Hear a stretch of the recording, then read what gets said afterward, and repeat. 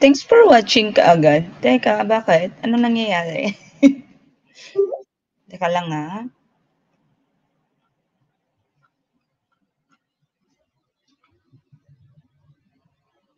Ayun. Sorry naman. Sorry naman. Thanks for watching kaagad. Teka, bakit? Anong nangyayari? Ayun. Ayun. Okay. Yun pala. Ba't kasi nandito ako? Ba't kasi nandito ako? Good evening everyone! Magandang gabi po sa inyong lahat. Hi sa ating 23 million viewers. Good evening! Kamusta? Kamusta ang everyone? Good evening po dyan sa Pilipinas.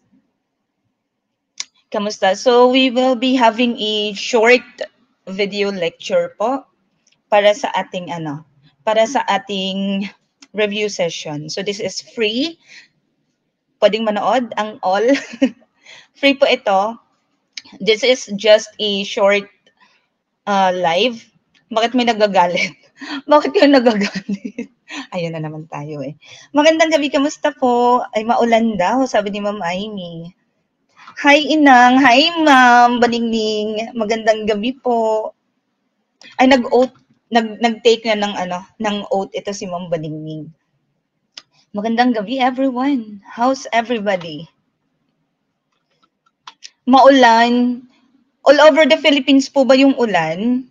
Or ibang part lang? Dito na nga to kasi nakatingin ako sa ayan. Saan po ito makikita? Sabi sa group chat namin. Sa page po or sa YouTube. Parehas pong nandoon. Magandang gabi po sa inyong lahat.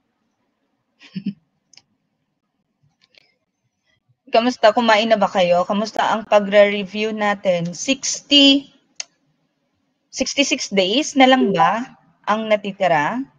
Kahapon 67 ata eh. Teka, ayaw mag-close ng aking. Ayan. So, sa aming exclusive group, nakailang session na ba tayo? 25, 26 session na ba tayo doon? Ayan, magandang gabi, bayan. Good evening po. So this will be, parang warm up niya lang, para masaya. Warm up, in between, yung iba sa mga reviews natin kasi gabi sila nagre-review. Maayong gabi maradyaw na duyom, magandang gabi, good evening. Pero dito ay maliwanag pa. It's 5 o'clock in the afternoon, 5:11. So katatapos lang ng office hours. Nasa office pa ako para mag-live. Okay. So again, this is just a short video lecture. Free let review po ito. This is our episode 5. So may mga ilang episodes tayo na nasa YouTube channel natin na free. I think 15 free videos po yung nandun, pang 16 itong episode ngayon. Sa FB group po, may nag-comment sa wala hindi po, sino ba to? Kasi yung pangalan niya, J ba naman yan? Hindi po ito exclusive na video. So this is a free video lecture po. So nasa YouTube at nasa Facebook page po natin ito. Yung mga exclusive natin, yun yung naka-schedule natin ng mga lectures. So good evening. Ayan, sabi ni Sir AJ Kanakaw, good evening po. Makikinood kahit nakapasa na po dahil sa inyo inang. Thank you so much po. Congratulations po. Nag-oath na ba? Ay, oo. Teka, tinitingnan, oo. Kasi yung profile picture, medyo malayo yung screen na isa eh. Ayan. Okay, so this is a Social Studies Majorship, Episode 5, Free Let Review and Drills. New curriculum. This is Inang Donna of the Duo Top Notcher Social Studies Major. So bago po tayo mag-start, i-introduce po natin ulit yung program kasi marami pa po ang hindi nakaka-join. Yay! Hindi na review before today's video, sabi ni Ma'am Biel Marie. Ayan, introduce po natin yung ating program. So, meron po tayong program that runs from, actually, the review program po for this season started March. So, March until September 2025. So, what's included? May access po kayo sa March 2025 na mga recorded sessions natin, yung regular sessions. And then, yung live sessions po natin na additional natin for this season, yung recorded copy, in case po hindi kayo maka-attend sa mga live session natin, recorded versions or recorded copies are available and it will remain in the group until end of September 2025. So kung magre-register kayo ngayon, you still have time. So meron pa kayong 2 buwan at 1 linggo to study. So sa mga nagra-review na din, may mga review centers, may nagtatanong kasi kung okay lang bang mag-join kahit may review center. Okay lang po. So, 'di ba? Marami sa atin or kung 'di ba gusto nating pumasa. So, marami po sa atin ang gustong maraming source. So, we are okay. Open po kami sa lahat. So, self-review, may mga RC, open po kami sa inyong lahat. Welcome po kayo sa pamilya natin. Ayan, si Sir Ludes, watching from Zamboanga daw. Ayan, March 2025, passer. Ayan, ang short ng attention span, no, kung ano-anong nababasa. So, in addition sa mga sessions natin, sa mga pre-recorded and mga live sessions natin, meron tayong mga test. So, meron tayong diagnostic test, meron tayong mga quizzes, yung mga practice test natin, tapos nagpo-post din kami ng mga 60 items na mga random quizzes. And meron din po tayong pre-board. So, yung pre-board natin ay before our final coaching. And then, final coaching. Yung final coaching, 2-day po yon, same as the usual. So, most likely, 10 hours, pinaka-short na time natin sa final coaching in a day. How to join the September 2025 LET Exclusive Review Group? Basahin lang po muna natin yung terms and conditions. We strictly po kasi do not admit secondary or yung mga dummy accounts. And yung registration or yung enrollment fee po ay 500 pesos. So 500 pesos mo covers lahat po ng ito. Plus, we will give you free access po sa pre-recorded na natin na GenEd at ProfEd na mga sessions. So yung GenEd at ProfEd, collaboration po yon ng mga coaches. So si Ma'am Kim ng English major, si Ma'am Joyce ng Filipino major, si Ma'am Junessa ng Science major, and si Ma'am Roby at ako. Kami po yung nagturo doon ng GenEd at ProfEd. So ibibigay po namin yan ng free po sa inyo. Supplemental sa mga naaral nyo na. And ayan po yung mga mode of payment po natin, GCash and bank. Metro Bank. Hi, Ma'am Robbie. Sana all, watching from bed daw. Sana all. Ayan, so, ayan po yung mga terms natin and how to join. Anahin nyo na lang po. I-message nyo lang po ang page natin na The Duo Top Notchers. Ayan, magre-reply po ako at si Ma'am Robbie kasi dalawa lang naman po kaming may hawak ng account. Pagka may mga times na nadi-delay, ibig sabihin, nasa work po kami noon. So, i-follow up nyo lang po pagka hindi kami nakapag-reply within 12 hours. Yun na yung pinakamahaba. Mag-ano po ulit kayo, i-ring nyo po kami. I-ring. Ayan. Okay, so ano bang mga kasama sa program natin? Ayan, so may mga natapos na po tayo. 1, 2, 3, 4, 5, 6 subtopics na po ang natapos natin. We are down to our last 3 regular session bago po tayo mag-pre-board at mag-final coaching. So final coaching schedule natin, August 30 and 31. Agahan po natin para may time pa po kayong isettle yung mga kailangan yung isettle at ma-replay yung mga kailangan yung i-replay. So, may mga nagtatanong din, how much po pag final coaching lang ang i-enroll? We do not offer a separate program para sa final coaching alone kasi ang board exam for us, it takes you need time to prepare kasi hindi lang naman siya ganun-ganun lang na isang araw, dalawang araw lang yung aaralin mo, good to go ka na. 'Di ba? Syempre, lalo na but not necessarily ano siya, hindi dapat pag unit earner ka, yun yung kailangan i-follow mo lahat ng ano. Unit earner tsaka yung mga BS Ed na social studies major talaga ang kinuha sa kanilang bachelors. Hindi kasi, I mean, it helps pagka nakinig kayo from the top. Hindi yung pang finale na lang yung papanoorin ninyo. So, hindi po namin ino-offer na final coaching lang kasi we encourage all of you to listen and to watch lahat ng videos natin. Lahat ng lectures natin, you have to watch po. Okay, kasi mas marami kang bala, mas marami kang konsepto na dala sa actual board exam. Naniniwala kaming hindi ka matatakot kahit ano man yung makasalubong mong tanong sa board exam, sa araw ng board exam. Okay, so yan po yung mga ano natin sa live session. So ang next na session po natin will be Governance, Laws, and Politics. Ako po yung magtuturo sa July 26. That is Saturday po.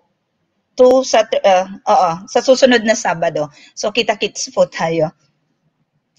And ito po yung mga pre-recorded na nandoon and yung link ng video. So panoorin po lahat ng yan.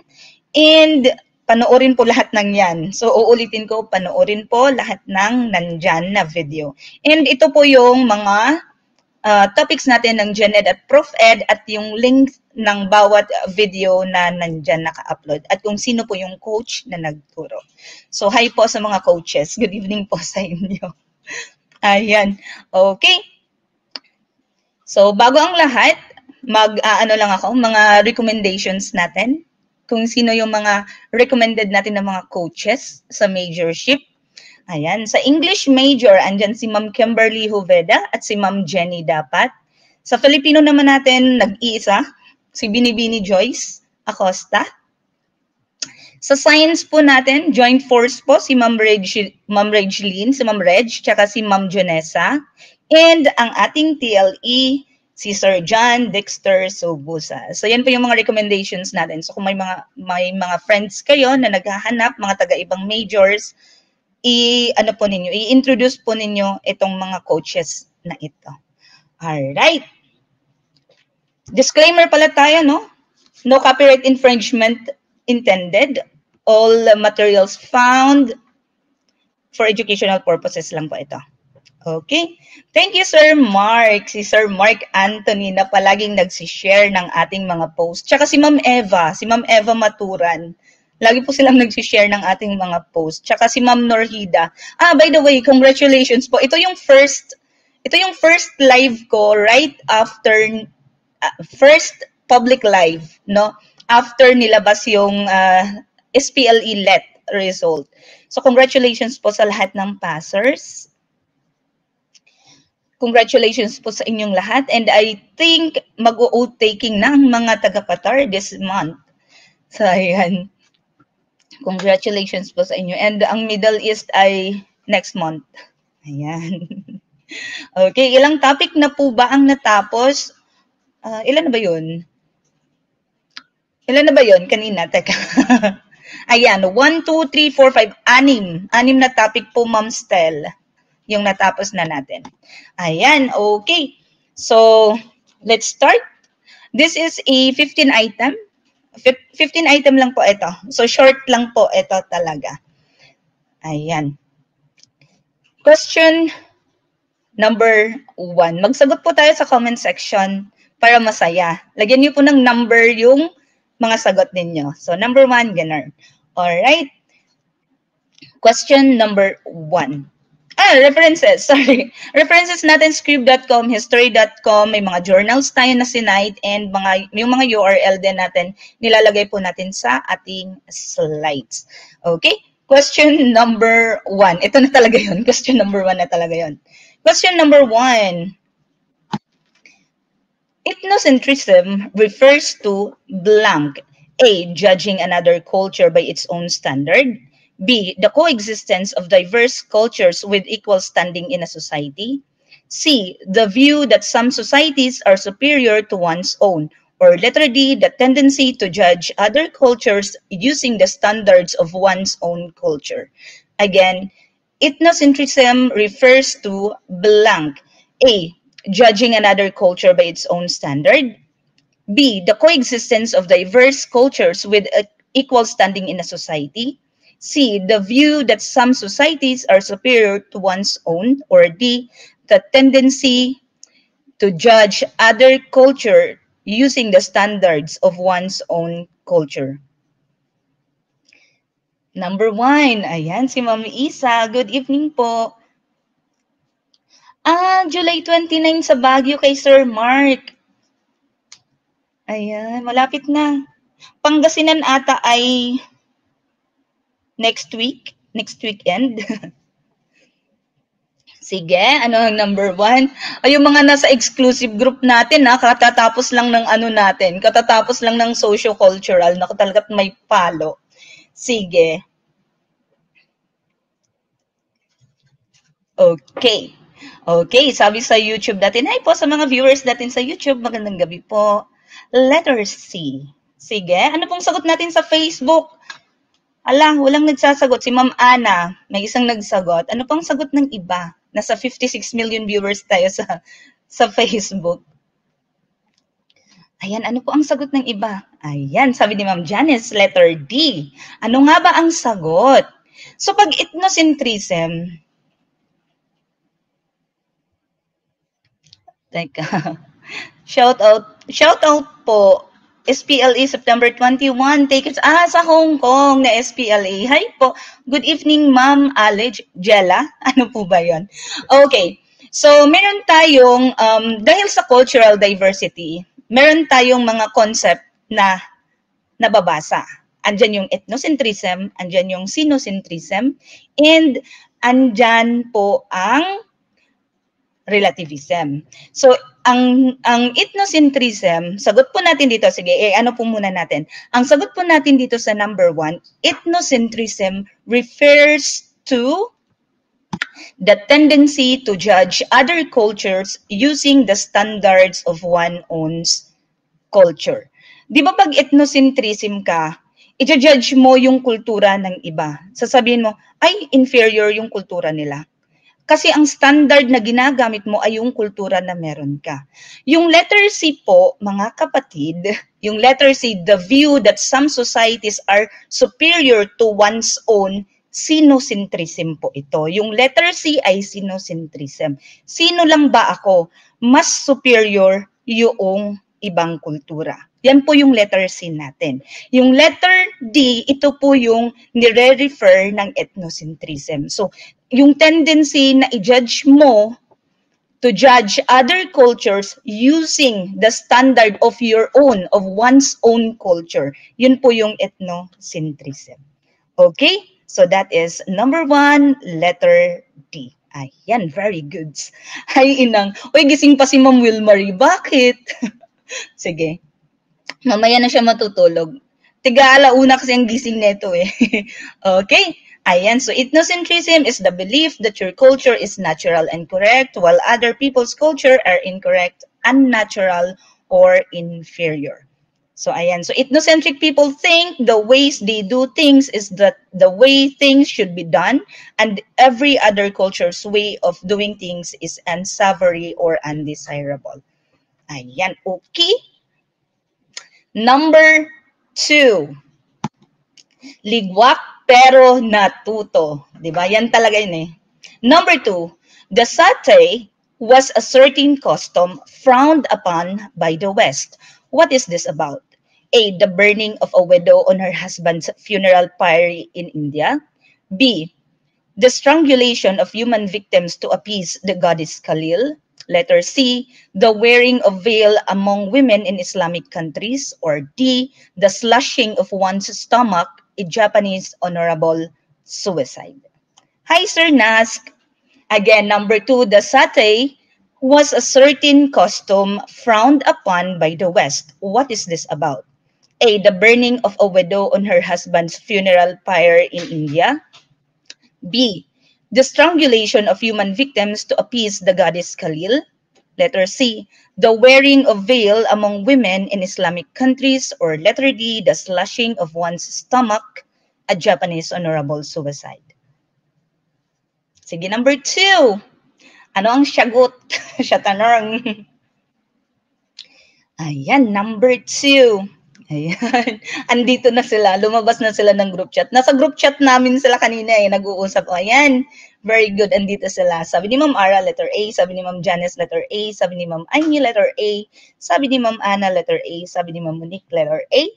Ang sabi sa YouTube, letter A. So, ang satay, ito ay sa India ginagawa. So, this is the burning of a widow on her husband's funeral pyre in India. So, yan po yung satay. Sabi po dito sa Britannica, South Asian custom in which a wife immolates herself either on the funeral pyre of her dead husband or in some other fashion soon after his death.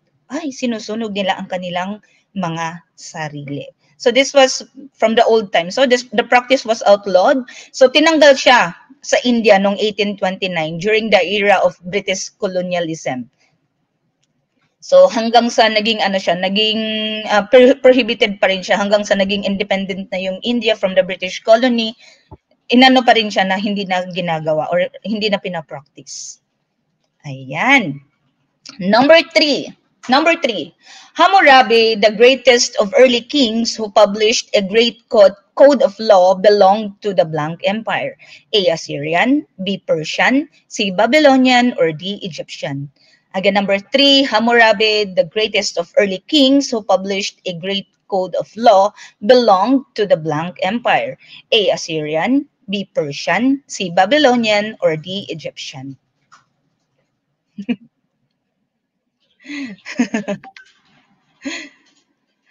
Okay lang.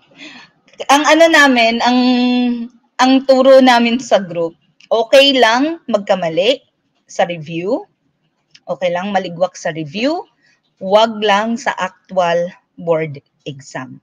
So dapat lahat ng pagkakamali natin sa review ay maitama natin during the review at mabaon natin yung tamang sagot during the actual board exam. Ayan, letter C, si Hammurabi. Sabi nila, Hammurabi.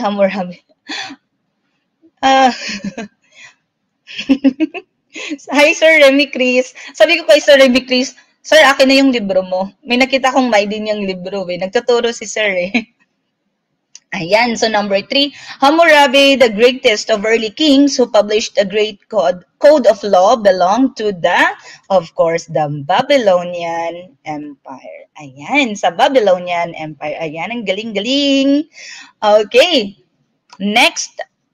Ayan pala, the Code of Hammurabi was one of the earliest and most complete written legal codes and was proclaimed by the Babylonian king Hammurabi, who reigned from 1792 to 1750 BC. One of the earliest code. Kasi may mga codes naman na talagang nauna pa kaysa kay Hammurabi. Yung kay Hammurabi lang, pinasulat niya sa bato. May mga Ornamo code, di ba? May mga ganyang code. Pero ito yung yung naipaskill talaga siyang sinulat sa bato. Tsaka mas mas detailed daw yung information ng code na ginawa ni Hammurabi. Sabi nila. Si Sir Marco Bartolome, ang aking kababayan na taga-Tubahon. Ayan, so number 4. Among the great teachers and philosophers of the Chu dynasty, blank wrote the Tao Te Ching. A. Dao Mingsu, B. Lao Tzu, C. Confucius, or D. Mencius. Again, among the great teachers and philosophers of the Chu dynasty, blank wrote the Tao Te Ching. A. Dao Mingsu, B. Lao Tzu, C. Confucius, or D. Mencius. Thank you, Sir Mark. Si Ma'am Tatabay, good evening po. Si Ma'am Tatabay ay September 2024 batch na pumasa. Tama ba? Yung nire-recall ko sila. Si Sir Sir Nask ay September 2023 taker. At LPT po siya noong December 2023. Ayan. Ayaw nyo bang isagot yung letter A? Ayaw nyo yung letter A. Ang gwapo kaya nun. Ayaw nyo kay letter A. Pogi kaya yun. Hi, Ma'am Terry. Good evening. Si Ma'am Terry ay na fresh yung LPT. Ipo.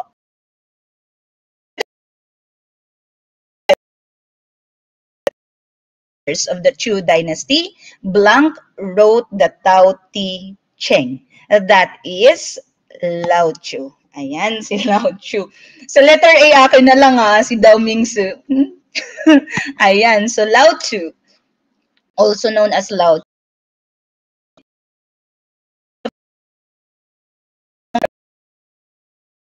Te Ching, or the way of virtue, or the classic of the way and virtue.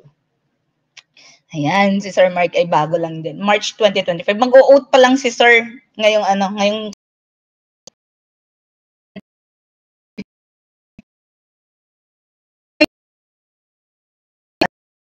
may naka-angry face sa tawag nito sa reaction. Pero alam ko na pipindot lang yun, namamaling pindot lang kasi sa sobrang liit lalo pag naka-cellphone.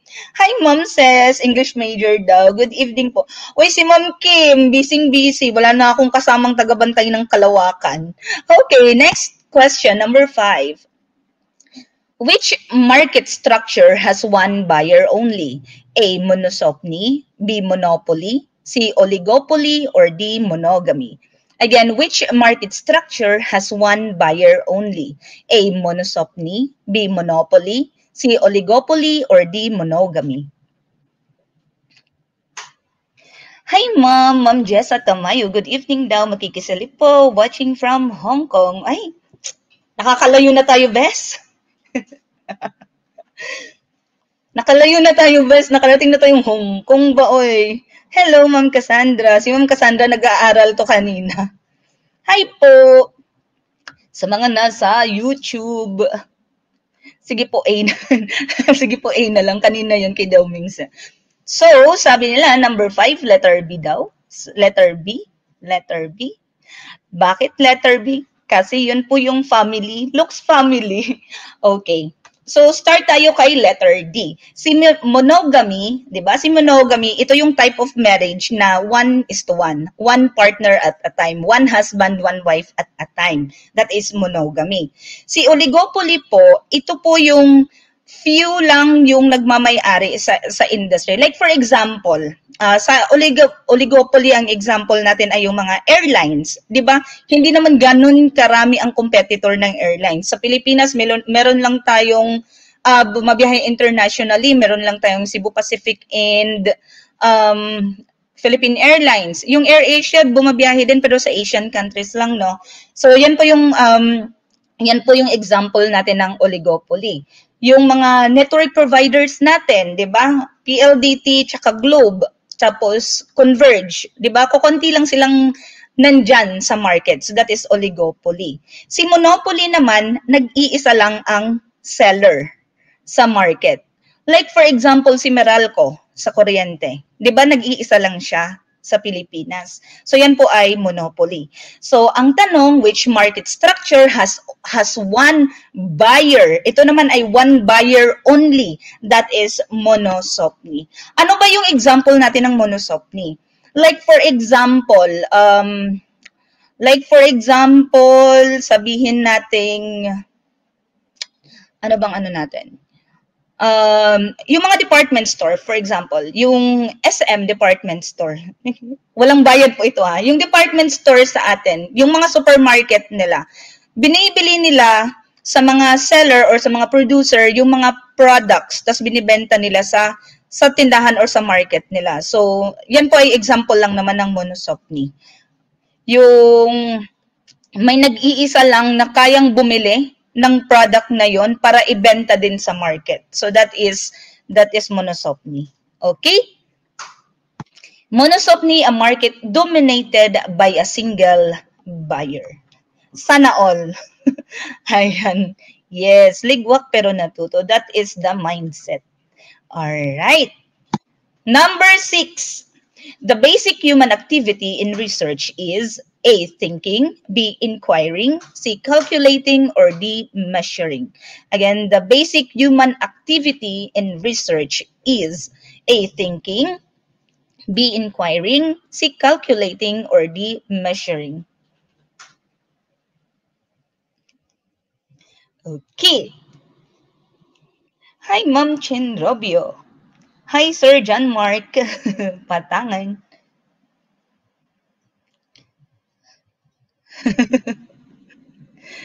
Hi, sino bang may-ari ng Di Matador sa Facebook? Good evening po. Ayan, so what is your answer for number 6? Nawala na yung mga people sa sa Facebook. Ayan. Hello. Hi Ma'am Bailin, ang aking kaibigang tunay. si Ma'am Eileen ay si Ma'am Eileen ay palaging nangangamusta. hindi yan walang linggo na hindi nangangamusta yan si Ma'am Eileen. Hi po, umuulan ba? Naulan ba dyan sa inyo? So the basic human activity in research ay inquiring. So, 'di ba, pagka nagre-research ka, magi-inquire ka. So, ang pinaka-basic human activity na ginagawa mo pagka ikaw ay nagka-conduct ng research, ito ay inquiry or inquiring. Hi, Sir Rodolfo. Hi, Nakshi. Good evening po. Kamusta dyan? Masbate, di ba? Masbate, tama ba? Ayan, so that is letter B, inquiry or inquiring. Number 7, the anthropologist who discovered the Tabon Cave man in Palawan was blank. A.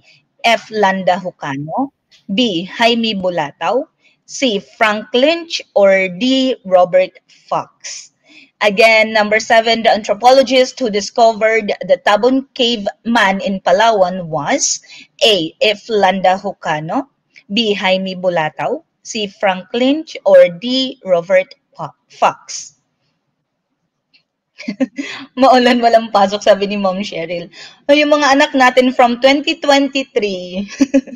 Sila yung unang batch. Sila yung unang batch natin. Sila Ma'am Cheryl. Ayan. Ayan, tama. Mas bati nga. Si Sir Rodolfo. Mga gustong bumili ng sasakyan dyan. Na-message niyo si Sir Rodolfo. Ayan. So, the anthropologist who discovered the Tabon Cave man in Palawan, siya po si Uncle Robert Fox. Ayan.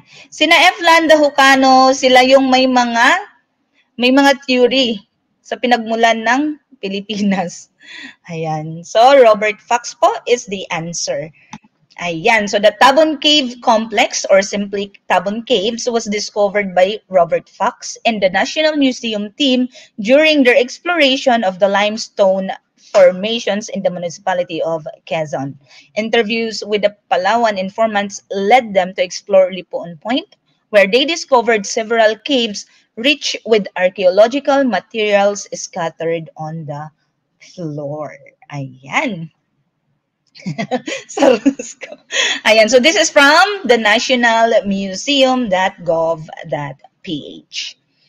Next item. Next item, number 8. The first people who widely used bronze tools were the blank. A. Lydians, B. Aramaeans, C. Hebrews, or D. Sumerians. Again, the first people who widely used bronze tools were the blank.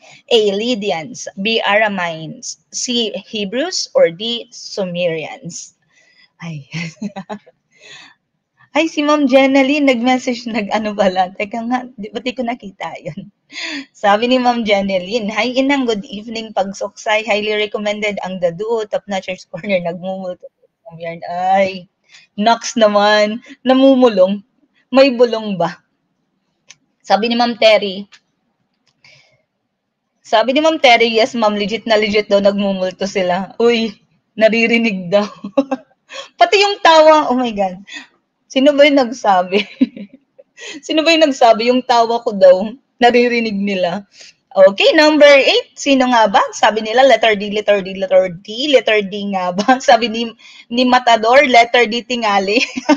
Okay, so the first people who widely used bronze tools Where the correct po ang everyone. They are the Sumerians.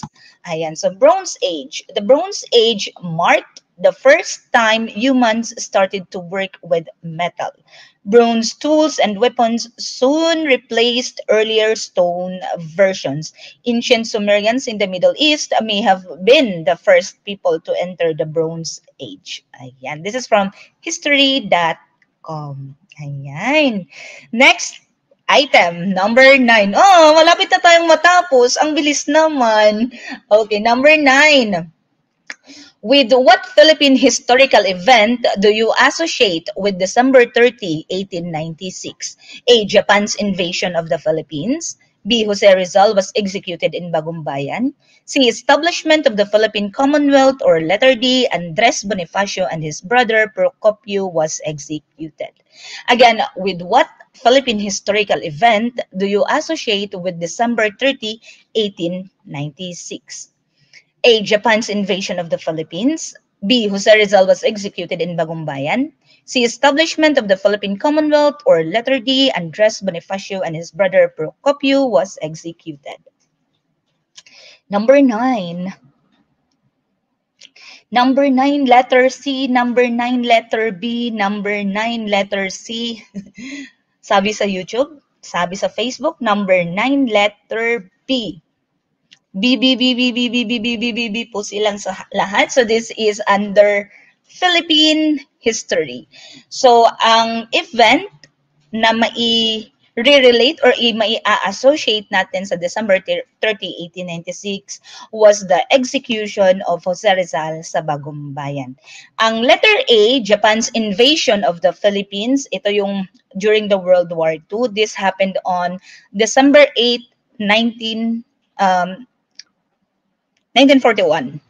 Okay? December 8, 1941.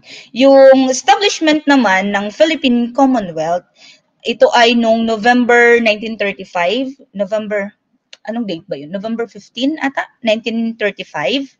You can just check. And yung execution ni Andres Bonifacio at ng kapatid niya na si Procopio, this was,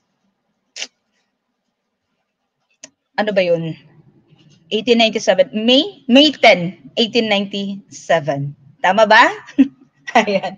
Okay, so Rizal was executed on December 30, 1896. Ayan, sa Bagumbayan. So now, Bagumbayan, Luneta na, no? Ayan. So number 10, dami kong email. Dami kong email. Yung kasama ko kasi dito, nandito pa, nag-i-email pa. Sunod-sunod yung notification ko sa PC. Okay, number 10. Okay. In 1991, the Soviet Union split into separate states. 11 of those states joined in a loose political and economic organization known as the Blank, A. Commonwealth of Independent States, B. Russian Federation of States, C. Federal Socialist States, or D. Union Republics. Again, in 1991, the Soviet Union split into separate states. 11 of those states joined in a loose political and economic organization known as the Blank. A. Commonwealth of Independent States, B. Russian Federation of States, C. Federal Socialist States, and letter D. Union Republics. Maayong gabi, Sir Ken. Nakita ni mo si Juan? Nakita ni mo, Sir Ken, si Sir Hilas-Hilas? Hilas gyapon. Hi, Sir Wacho. I miss you. I miss you. Kamusta po kayo? First time na naka-join sa live. Hi, Ma'am Marivic. Oy. Mingaw ka, Ma'am. Andito yung mga anak natin na mga LPT na. I miss you all. I miss you all. Ayan. So, number 10, ano po ang sagot nila sa ating YouTube? Tingnan natin. Letter D with question mark. Sabi sa ating Facebook, letter A. I think naturo ko ito sa world history or napahapyawan ko ito sa world history, no? So, in 1991, doon kasi last na ibinaba yung flag ng USSR or yung Soviet Union. So si Michael Si Michael yung last na president, binaba, tapos nag-split yung mga nations, but then, nagsama-sama po ulit sila under the Commonwealth of Independent States. So, may 11, kasama yung Russia. So, bumuo sila ng samahan. Meron na tinawag nilang Commonwealth of Independent States. Ayan. Hi, Sir Sonny! I miss you! I miss you! Lahat ay na-miss. Na-miss ko kayong lahat. Ano ba yan? Mag-live kaya ako public kahit wala naman akong ano. Ayan, okay. Sir Sonny, kailan ang balik mo? Ayan, so Commonwealth of Independent States, the Free Association of Sovereign States that was formed in 1991 by Russia and 11 other republics that were formerly part of the Soviet Union. So that is our Commonwealth of Independent States. Kung ano po yung mga bansa, yan po ay Russia, Ukraine, Belarus, Kazakhstan, Kyrgyzstan, Tajikistan, Turkmenistan, Uzbekistan, Armenia, Azerbaijan, Georgia, and Moldova. So yan po yung mga bansang kasama dyan sa CIS. Next. Buti na lang daw, July 17 pa. Oo, may time pa tayo, sus. Marami pa tayong time. Mag-marathon. Number 11. The following are the leading Philippine imports, except A. Petroleum, B. Machinery, C. Transportation equipment, or D. Coconut oil. Again, the following are the leading Philippine imports, except A. Petroleum, B. Machinery, C. Transportation equipment, or D. Coconut oil. Maayong gabi sa inyong tanan. Maayong gabi.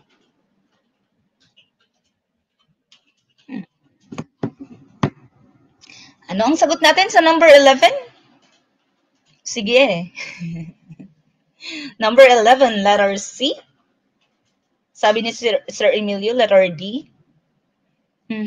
Letter D daw, sabi ni Ma'am Gwen. Letter D, coconut oil.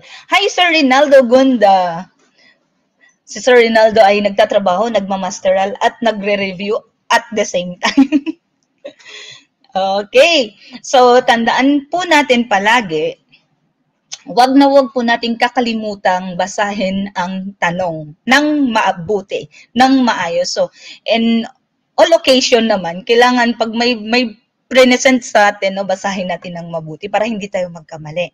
Kasi minsan nagkakamali tayo kasi hindi natin binabasa ng buo at hindi natin iniintindi yung binigay sa atin. Ang question ay, the following are the leading Philippine imports, except, so hindi kasali ang coconut oil kasi marami tayong coconut. So, hindi tayo nag-i-import. Diba, import is when we buy something from outside, tapos pinapasok natin sa bansa natin. So, lahat po ng ito, yung petroleum, ini-import natin, yung mga machineries natin, yung transportation equipments natin, diba, naalala nyo, binibili natin sa Japan, yung mga trend natin, 'di ba? May mga ganyan. So, ito ay import natin from other countries. Ang hindi po natin ini-import, hindi natin binibili from outside, ay ang coconut oil. Kasi po, marami po tayong nyog. Marami tayong nyog. Ayan. Okay, so that is letter D, coconut oil. Except po ang hinanap natin. Natutuwa ako dito kay Sir Medj. Ano bang pangalan? Jim? Sir Jim ba? M-I-J eh. Sir Jim? Jim na lang. Pangalanan kitang Jim na ano ko sa Medj eh. Ayan. So, may ganit daw July 17 pa. Sige. Next item. Oh, ayan. This is from the OEC.world. So, ang top na ini-export, nilalabas natin, binebenta natin sa ibang bansa, kasama po dyan ang coconut oil. So, ang trading natin, noong March 2025, based on the data, ang coconut oil daw na na-export natin, inilabas natin, ay nasa 246 million US dollar. So, ayan. Okay. Next, number 12. Number 12. In addition to the problem on post-war rehabilitation, which internal problem in Central Luzon did the new Philippine government face? A. Water supply. B. Epidemic. C. Dahok Balahaps. Or D. Illiteracy. Again, in addition to the problem on post-war rehabilitation, which internal problem in Central Luzon did the new Philippine government face? A. Water supply. B. Epidemic. C. Dahok Balahaps. Or D. Illiteracy. Number 12. Number 12. Nakikita ko na naman yung face ko. Ang laki dun sa screen. Why? Hindi ko matanggap. Tiki. Sabi, A for the hula. A for the hula. B for the hula. Talaga namang may may lusot, no? A for the hula, B for the hula po. So, after nung World War II, 'di ba, ang daming nasira. Ang daming nasira sa bansa natin kasi binomba tayo kahit na nag-open tayo, binomba pa rin. So, maraming nasirang mga gusali during the World War II. So, post-war rehabilitation is one of the problems. Post-war rehabilitation, yung mga infrastructure na nasira dahil sa war, kailangang i-rehabilitate. But in addition po, dito sa mga kailangang i-rehabilitate, yung internal problem ng Central Luzon na hinarap ng Philippine government during that time was Dahok Balahaps. 'Di ba nung time ng World War, nung panahon na we were colonized or under tayo sa Japanese, nung time ng World War II, merong makapili at merong hukbalahap. Yung mga makapili, sila itong mga Japanese collaborators, pro-Japanese sila. Sila yung tagaturo kung sino yung mga rebelde na mga Filipino. So sila yung mga traidor sa lipunan. Traidor sa lipunan. Yun po yun. Ngayon, itong mga hukbalahap naman, sila yung mga hukbong bayan laban sa Hapon. Yun yung ibig sabihin ng hukbalahap, di ba? Naalala nyo pa? Sa inyong elementary, sibika at kultura. Oh my God, sibika at kultura. So, hukbalahap, sila yung mga hukbong bayan laban sa Hapon. So, naging pa rin sila naging, sila yung, sabi nila, di ba? Sila yung pinanggalingan ng mga rebel groups sa bansa natin. So, in addition to the problem doon sa post-war rehabilitation, isa pang internal problem na kinaharap ng bansa natin, ng gobyerno natin during that time were the hukbalahaps. That is letter C. Okay? That is letter C. Number 13. C for check lagi unta. Na-check yun ba? Okay, number 13. Oh my God, palapit na. Matatapos na tayo. Bakit naman ganun ang bilis? Ganun ang bilis. Number 13. Si Uncle Ken, nilalaglag si Sir Hilas. Number 13, what religious institution is the only living remnant of the Philippine Revolution of 1896? A. United Church of the Philippines. B. Philippines Independent Church. Letter C. Roman Catholic Church. Or letter D. Unitarian Church of the Philippines. Again, what religious institution is the only living remnant of the Philippine Revolution of 1896 today? A. United Church of the Philippines. B. Philippines Independent Church. Letter C. Roman Catholic Church. Or letter D. Unitarian Church of the Philippines. Anong number po yung letter C na yan? Ayan, sabi ni Ma'am Floriana, letter B. Sabi ni, okay, mekos-mekos pa ang sagot nila. 13 BC, BC, BC. So, naglalaban ang letter B at letter C. Yung fresh pa to from last quiz. Nandun ba to? Nandun ba to? Sa dami ng ginagawa namin, no, hindi na namin maano. Hi, Conce, si Sir Brian. Hi, Conce. Good evening. Ayan, so the only living remnant of the Philippine Revolution of 1896. Ang religious institution na to ay Philippine Independent Church or the IFI. Tama ba? IFI ba? Philippines Independent Church na itinayo ni Ayan. So the Philippine Independent Church organized in 1902 after the Philippine Revolution of 1896 to 1898 as a protest against the Spanish clergy's control of the Roman Catholic Church.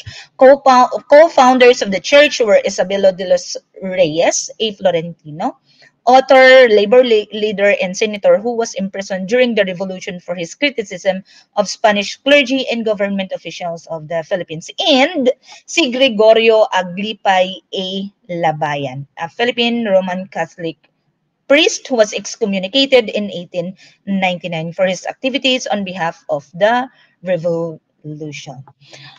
Tapos ngayon ko lang na-realize, nito lang, nung nagre-review ako, doon ko na-realize, siguro kaya Aglipayan, naririnig ko yan nung elementary ako, Aglipayan Church, ang tinatawag nila minsan. Okay? Alright. Number. Matatapos na tayo. Ano yun? Ang lungkot. Okay, matutulog na kayo, wag muna ha. After na ito, mag-aral muna kayo. Marami pa kayong time. Anong oras pa ngayon sa Pilipinas? 9:59? Mag-aral pa muna kayo. Wag nating ipagpabukas. Wag nating ipagpaliban, no? Yung time, meron tayo ngayon.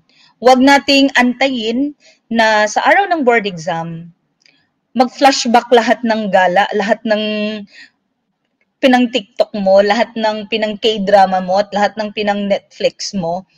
No, kasi sana yung pinanggala ko, sana pinang-aral ko na lang yun. Sana baka may nasagutan ako, baka may marami pa akong nasagutan or mas marami pa akong naitama dito. So, yan. Okay? So, mag-aral po tayo. Mag-aral po tayo mabuti. Ilang araw na lang. Konting tiis na lang talaga. After ng September 21, eksaktong alas 6 ng gabi. Tama ba? 6:30? Ba natatapos yung exam, yung last subject? Pwede ka nang mag-bar. Wala nang pipigil sa'yo. Pero sa ngayon, mag-aral ka muna. Bigyan mo ng time yung pagre-review mo. Extend. Wala naman na akong idadagdag. Extend pa daw. Okay, number 40. Hoy, jogging Number 14. When the government chooses to use resources to build highways, those resources are no longer available to build school. This illustrates the concept of A, opportunity cost, B, macroeconomics, C, comparative advantage, or D, optimization. Again, number 14, when the government chooses to use resources to build highways, these resources are no longer available to build school.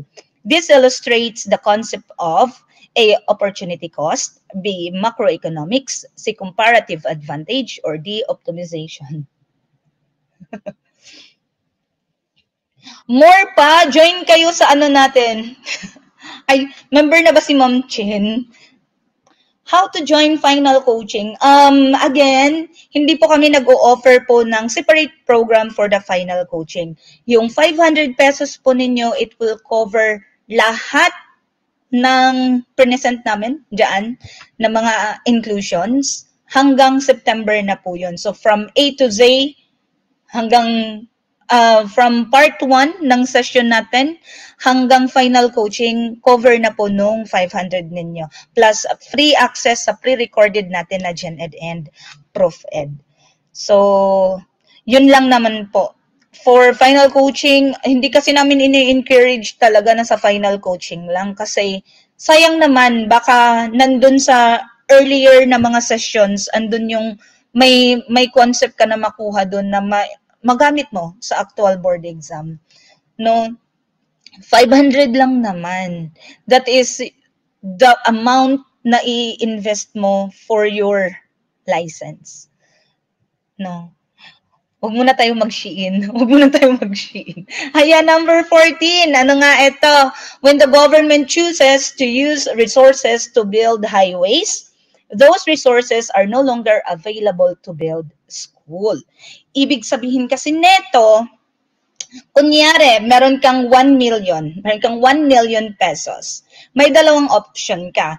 Either bumili ka ng bahay or bumili ka ng sasakyan. Ngayon, mas pinili mo yung sasakyan. Kasi sabi mo, pwede naman akong magrenta kahit wala akong bahay na nakatayo, basta may sasakyan ako. Yung pera na 1 million na yon, pinambayad mo sa sasakyan. Yung finurgan mo, hindi mo pinili, dahil ganyan naman kayo, yung hindi nyo pinili, that is your opportunity cost.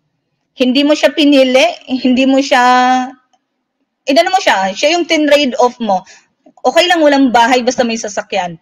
So that is your opportunity cost, yung bahay na hindi mo binili. So in this concept, so ang government daw mas piniling gamitin yung pera sa pampagawa ng highways, kaya wala nang pampagawa ng eskwelahan. This is the concept of opportunity cost.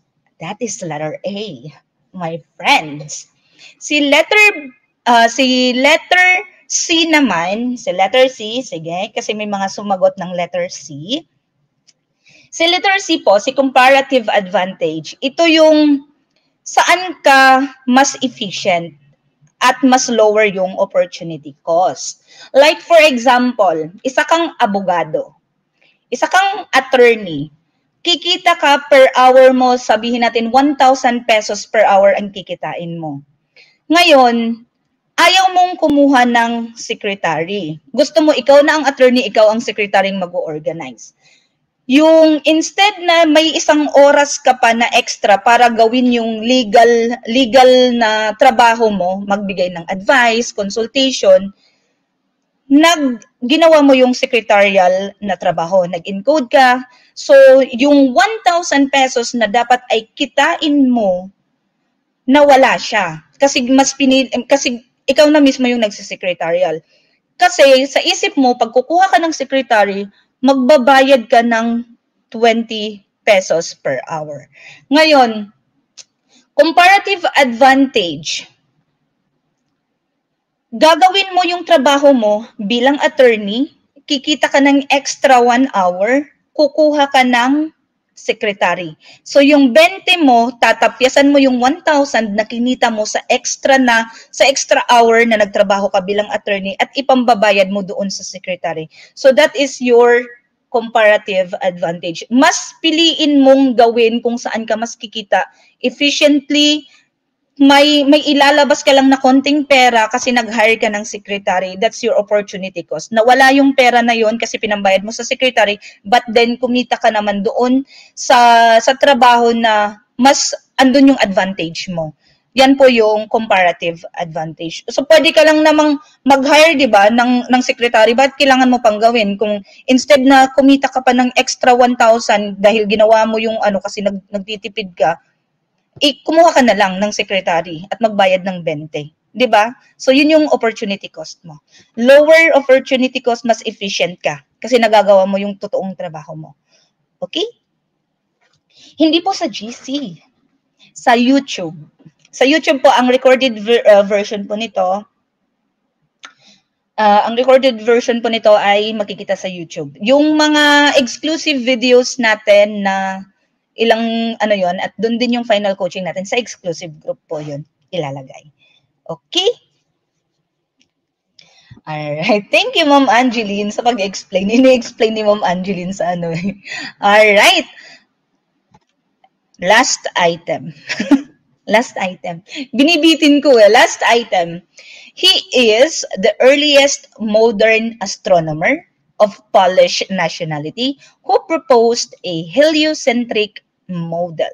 A. Galilei, B. Kepler, C. Erasmus, or D. Copernicus. Again, he is the earliest modern astronomer of Polish nationality who proposed a heliocentric model. A. Galilei, B. Kepler, C. Erasmus, or D. Copernicus. Taran! Last item! Yay! Sabi ni Sir, Jim po ba? Tama po bang pangalan niyo, Sir? Jim? M-I-J eh.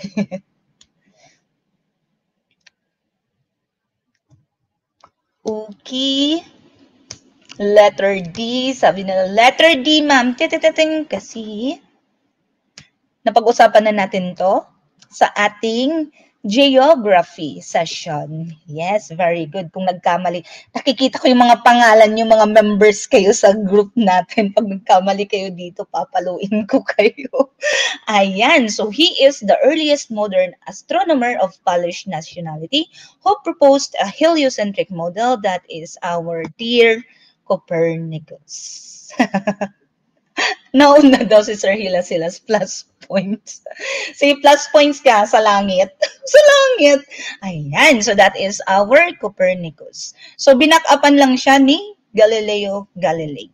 Pero ang earliest modern astronomer na nag-propose ng heliocentric, modern na ha, kasi merong mga ancient time.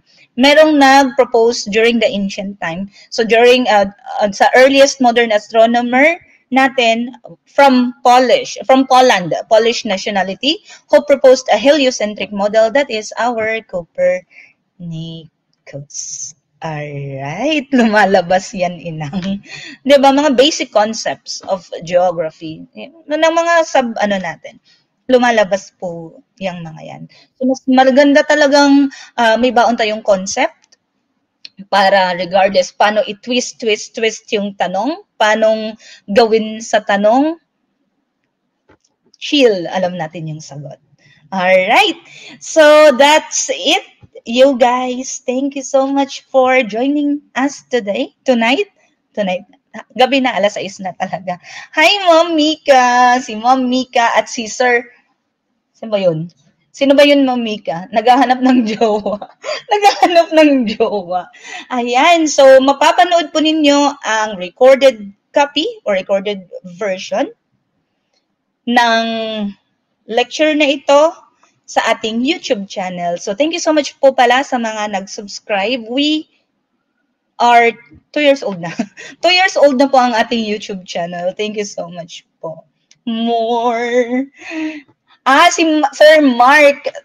Naalala ko na yung pangalan, Mamika, si Sir Mark. Ugma again? Oh my gosh. Wala na akong PowerPoint. Gawan niyo ako PowerPoint. Ituturo ko. Thank you so much po. And magandang gabi sa inyong lahat. Huwag muna kayong matulog. Mag-aral po muna kayo. Ayan pala si Copernicus. Ang tangos ng ilong niya. Oh my gosh. Ang tangos ng ilong. Ayan. Thank you so much, guys, for joining us tonight. And we'll see you on our next exclusive session on July 26th, Saturday, ng baka hapon tayo mag-start. Alauna sa Pilipinas na oras. Kasi 80 items po ulit yun. Hindi ulit kami naghati ni Ma'am Robbie. Nung last time kasi naghati kami ni Ma'am Robbie. Ngayon ay akin po lahat ang governance. So, mga 4-5 hours tayong magsasama sa July 26. See you all. God bless you, everyone. Huwag kalimutang mag-pray, kumain ng mabuti, at mag-aral. Kaya nyo yan. Fighting.